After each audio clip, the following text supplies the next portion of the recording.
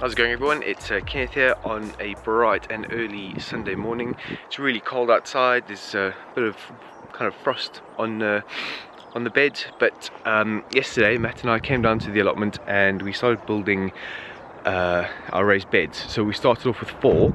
We only managed to get 2 in the ground though. By the time we'd cut the wood and prepared it and planned everything, got down to the allotment, got 2 in, we were losing so much light, so it wasn't really practical to finish the rest. But what I wanted to do this morning is just to explain to you a bit about how we made them, what timber we used, and just show you basically how we put them together. Now, by no means is this, the only way to do it. I've said this with things we've done before. We just do things the way we think is best. Now, there's going to be plenty of other ways out there you can do it, probably cheaper ways, more expensive ways, and the thing that's important to remember, I think, is that the way you build your raised beds, or the way you do anything, in anything, not just gardening, in whatever you do, context is really important. So your financial situation, the allotment you're on, how you want to grow vegetables, what vegetables you want to grow, all that kind of stuff. So what we've done here suits our context, it suits our budget, it suits what we want to do. So don't take this as the be all and end all. We're still learning how to do all this kind of stuff, and it might not work in the end. A year down the line we're like, oh man, that actually didn't work, so we could scrap it and try something new. So just bear that in mind. Okay, so I'm going to start off speaking about the kind of timber we used. Now, what we used is an outdoor treated timber section. It's 22 millimeters wide, 150 millimeters deep, and 3 meters long. You get all sorts of various sizes, but the reason we took that one is it gives us a bit of depth in the bed to be able to attach sort of cold frames and little low tunnels or mini polytunnels if we like. It also gives enough growing room if you want to add soil into the bed, so we can add a bit of height to the bed. We don't have to, but it gives us the option. And 3 meters long is how long our beds are, so we don't actually have to cut too much timber. So we've got enough depth in the depth of the section, enough length to suit our beds, and it's the 22mm thickness gives it a bit of sturdiness.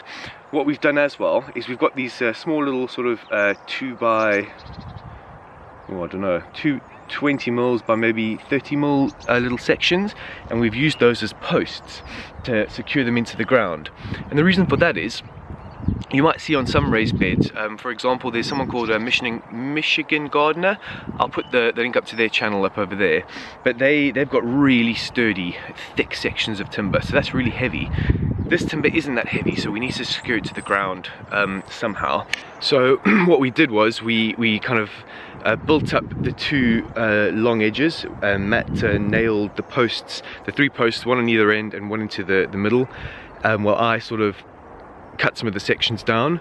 Then, because we've got really clay thick soil here, we couldn't just drive the post right in. And in fact, when we first did it, we thought, oh, we'll make the posts really long to make them sturdy, but they were so long we couldn't actually get them into the soil, and we actually almost broke one of the sections by doing that.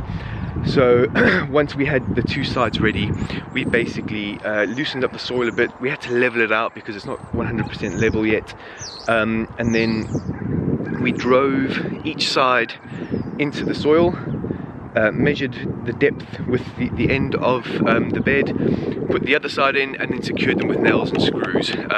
We could have used, we probably, it's better to use just screws, but because this isn't really load bearing or structural, we had a screw holding each side together, and then 2 nails just to keep everything secure. And we shook them around, and they are really solid, so that's okay.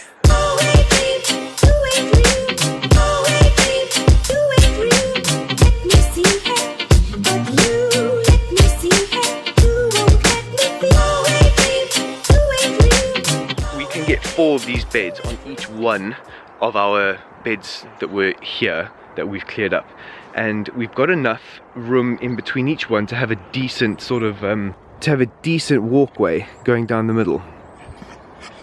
We've got it so wide is for a number of reasons.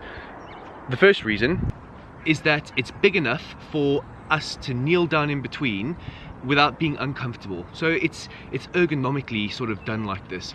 We can reach over to this bed, we can reach over to that bed. If we're working just on one of the beds, there's enough room for us to do this.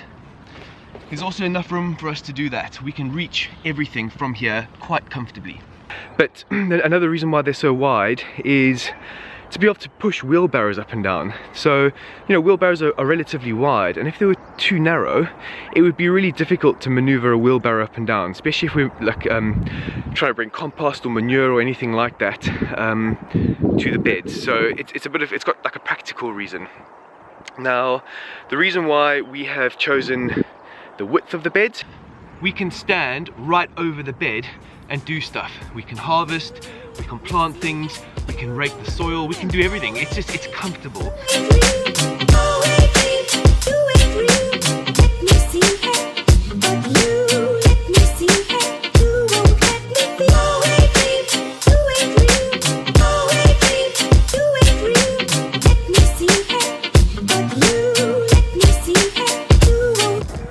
Okay, so that's pretty much it really. Like I said, we could only get 2 of them done because of the light, and you know, it took us a bit longer to get everything ready than what we thought. We started about 12:15. By the time we'd measured, cut and planned, got down here, we could only get 2 in. So I wanted to show you that now. I probably won't show you the process of the rest of them, because you know, you don't need to see us do it over and over and over again. It's the same thing basically, but I will keep you updated with how it progresses in terms of how many we get in and, you know, all that kind of stuff. So I hope you guys enjoyed today's video. I hope you find it useful. If you have any comments or suggestions, leave them down in the comments below. I do try to respond to them, and you know, I find it really helpful because there's people out there that know more than I do, and this is all a learning process for me and for Matt. And from my point of view, I'm just trying to share the process and the journey of what we're going through. So it would be great if you can like, comment, share, do all that fancy stuff. And if you want to keep on watching these videos, it would be great if you could subscribe to the channel. That's it for this week, guys. I will see you next time. Have a good weekend. See you later.